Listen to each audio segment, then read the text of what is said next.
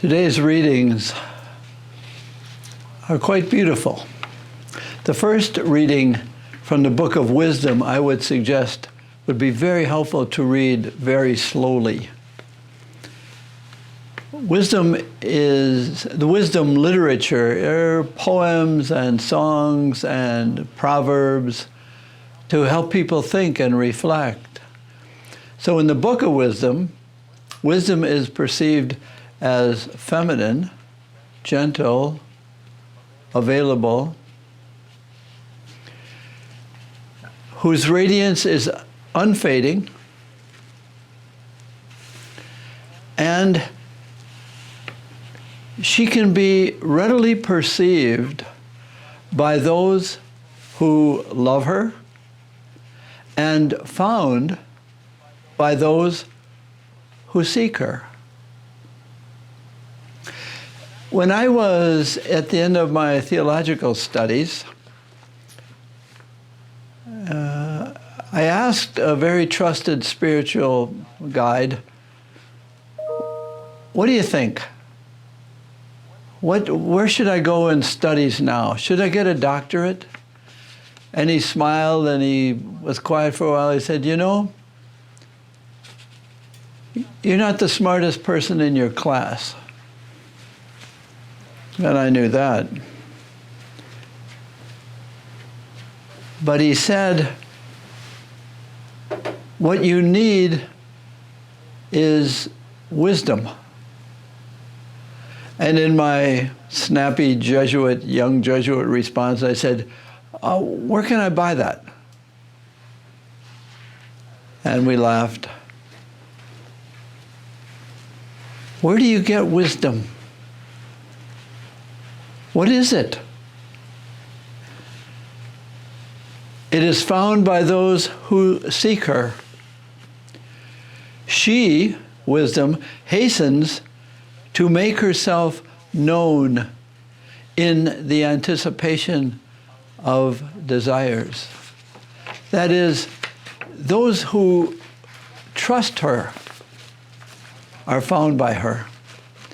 And later in the reading, it says, whoever watches for her at dawn shall not be disappointed, for she will be found sitting by the gate.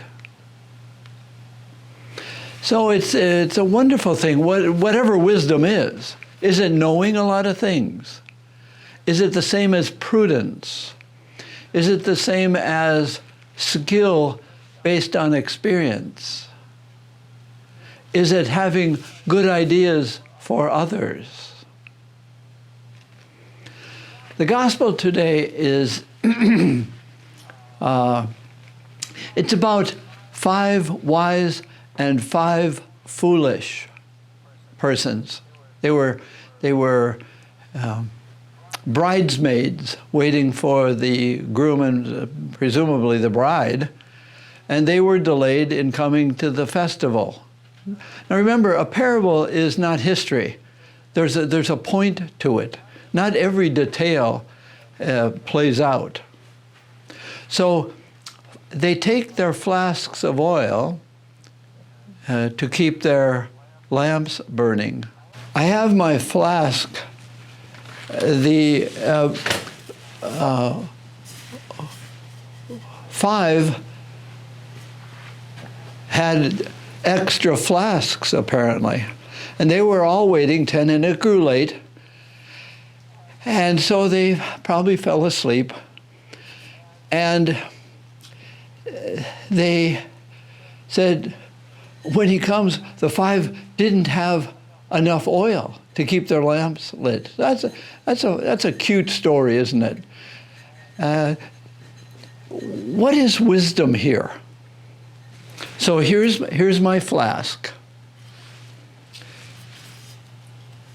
I am going to make a dramatic statement. Wisdom is what do you do with emptiness? What do you do with it? So those who don't have enough oil, they're told, go into the village and buy it. You can buy oil. They were wise to do that, I'd say. But the 5 who had enough oil went into the banquet, and the door was locked. And when the 5 that had now new oil, the bride said, I don't know you. Okay, this is a little difficult, but pay attention and think about this. I think wisdom is waiting for me to let go of the certainty of knowledge. Can I wait and not just watch for God, but watch for the opportunities to do I turn to God in my poverty, in my emptiness, in my not knowing, in my weakness of faith? This is empty. And this is a holy emptiness. Because it's waiting to be filled not by my experiences or my studies. And now I've got all the answers. Wisdom is not about answers, I've learned. Wisdom is about trusting that wisdom wants to get to me, if I have room for it. If I am filled with what I call wisdom, my own achievements, then I'm full of myself. The 5 wise virgins that had enough oil, in my opinion, they had learned about emptiness. Their faith is part of wisdom.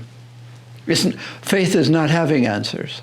Faith is facing the poverty of our human minds and spirits. We can't know everything that will complete us.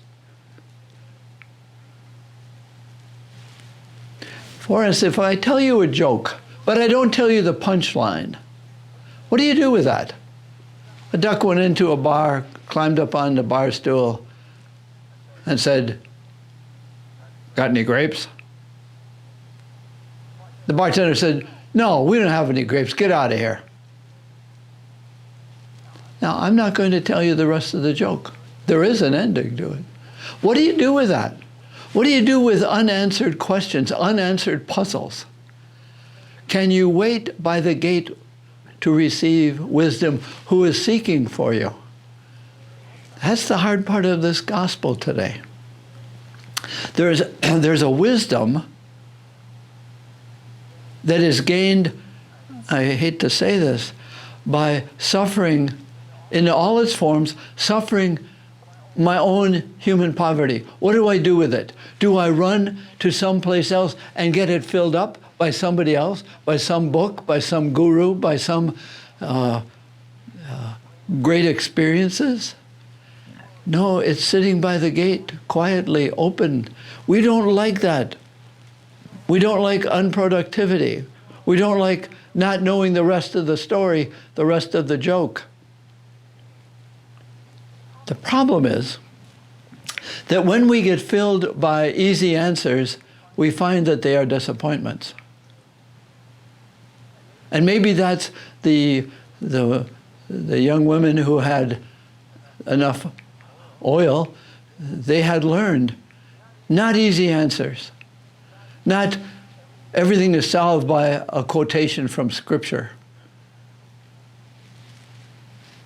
Wisdom is arrived at by watching my questions, watching my disappointments, watching my experiences of empty,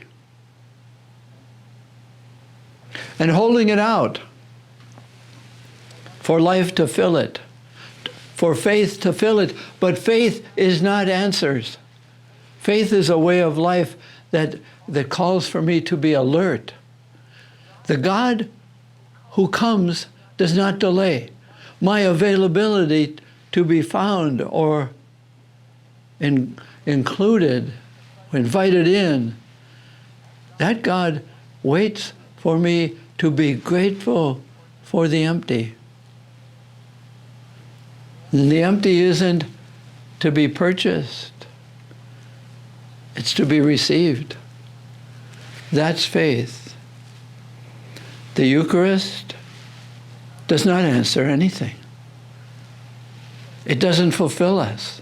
It invites us to keep living with the experiences that are not disappointments, but invitations to my truth and to our truth, that we don't have all the answers, we don't have the puzzles figured out, and we don't have the punchline to all the jokes of life. We have the encouragement of the God who is always coming, waiting for me to have enough emptiness to receive.